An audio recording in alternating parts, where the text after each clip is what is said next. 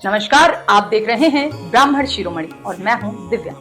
आज जिस गुजरात को हम उद्योग, संस्कृति, शिक्षा और प्रगति के प्रतीक के रूप में देखते हैं, उस आधुनिक और सशक्त गुजरात की योजना एक दूरदर्शी ब्राह्मण नेता इंदुलाल याज्ञिक ने अपने विचारों और संघर्षों से बनाई थी, जिन्हें स्नेहपूर्वक इंदु चाचा कहा जाता था।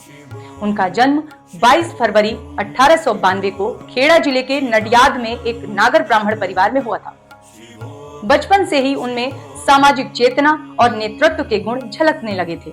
इंदुलाल याज्ञिक ने न केवल भारतीय स्वतंत्रता आंदोलन में सक्रिय भूमिका निभाई, बल्कि उन्होंने सामाजिक और राजनीतिक क्षेत्रों में भी नई चेतना का संचार किया। वे एक ऐसे नेता थे जिन्होंने निडरता से अंग्रेजी शासन का विरोध किया और महात्मा गांधी के साथ सत्य, अहिंसा और स्वराज के सिद्धांतों को अपनाते हुए समाज में परिवर्तन की अलख जगाई। इंदुलाल ने किसानों, श्रमिकों और आम जनता के अधिकारों के लिए संघर्ष करते हुए 1936 में अखिल भारतीय किसान सभा और 1939 में गुजरात किसान परिषद की स्थापना की।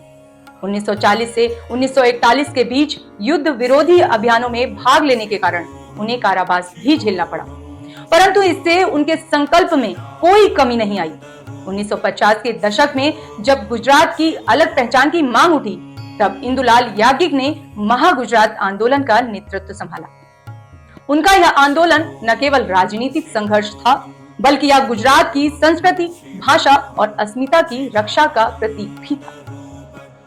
इंदुलाल याज्ञिक ने महागुजरात जनता परिषद की स्थापना कर आंदोलन को संगठित दिशा दी, जिसके परिणाम स्वरूप 1 मई 1960 को स्वतंत्र गुजरात राज्य का गठन हुआ।